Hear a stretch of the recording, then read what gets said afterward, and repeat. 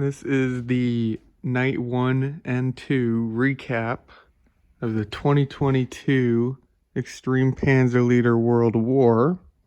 So here's the countries, cities, all that. So feel free to pause and look at whatever you need to. Here's the available perks for the countries.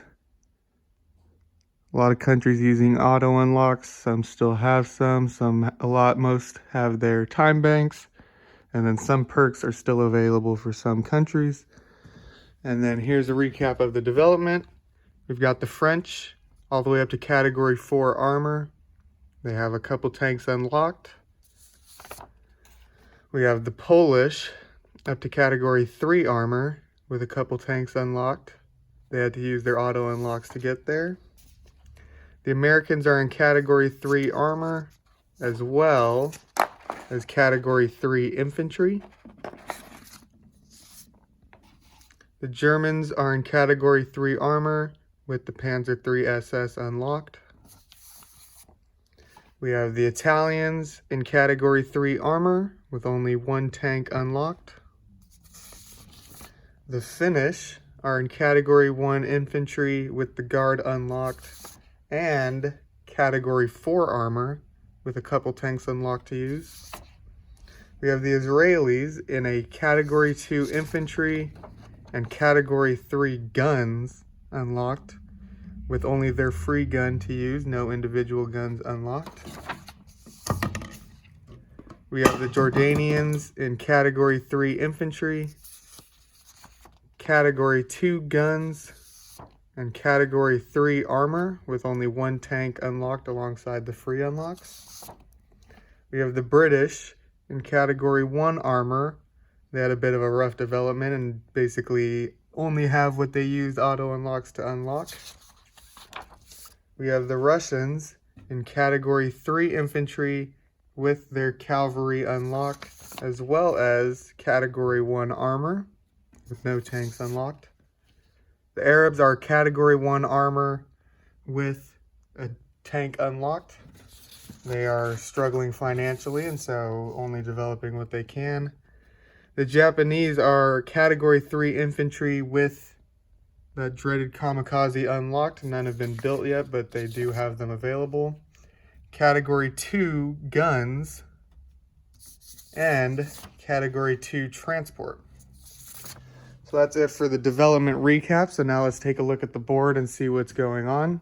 So in the Northeast, we have the German-American alliance ran by John, which is me, solidifying the Northeast corner and basically owning this entire stretch here of safety. In the Northwest, we have the British-Polish alliance ran by Jeff. A bit of a rocky start for Jeff, basically towards the end of the Night 1, got into war, and then all of Night 2 has been in combat since the Germans unlocked the Panzer III SS and launched an assault on this city here. We also have the UN, which the Americans were able to build a couple tanks out of and launch an assault on these undefended Polish cities in a bit of a blitzkrieg style attack. And then we have most of this western side very well cleaned up by the British and Polish, but there are still a couple straggling cities that are unoccupied, as well as the Jordanian tank army securing farms from the British. And then as we move south, we have the Jordanian Israelis ran by Rob Sr. And they have Novgorod as well as most of, if not all of the surrounding cities. An early auto unlock from the Jordanians, kind of a necessity as tensions were brewing in the desert with the Finnish and the Italians ran by Ken. And basically 3 countries used auto unlocks and had to build up a front against the Jordanian 50 tank category 1 army. Since then, peace has been discussed and agreed upon, and so now there's just a lot of sitting tanks that are now moving towards the west to defend that front. In this middle desert, we have the Italians setting up home in the airfield, as well as the surrounding cities being owned by the Italians or their allies.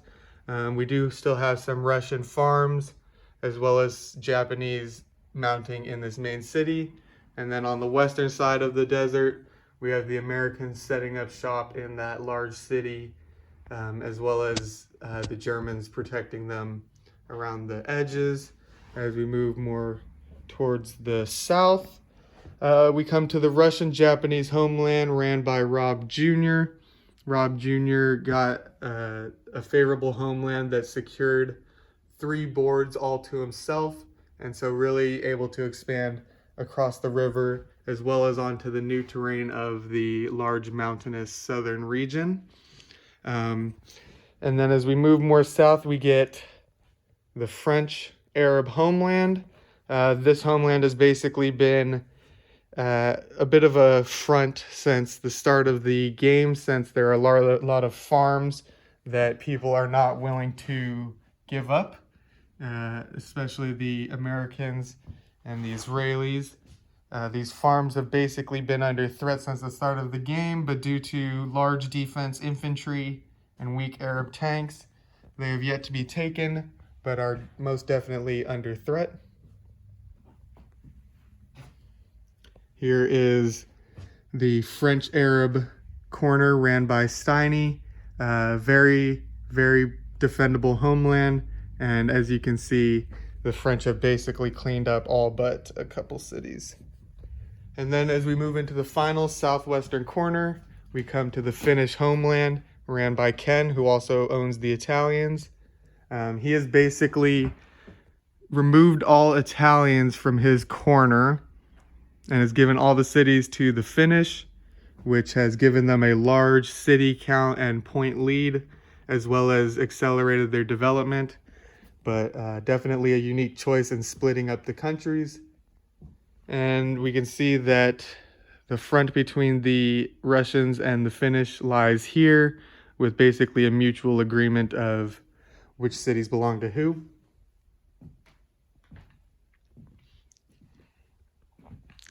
And that's basically the end of the recap. Not a lot happening just yet. A lot of peace and development going on in the south, as well as a large Blitzkrieg-style attack in the north, kind of taking advantage of the lack of the development by the British. And as we can see, the Germans are fully capitalizing using their newly acquired Panzer IIIs, and we will see what the British, Polish can do against this very fast, very strong attack. So just to finalize the recap, here are the countries and their cities, as well as we are on turn 15, going into turn 16 to start night 3. And that's the board.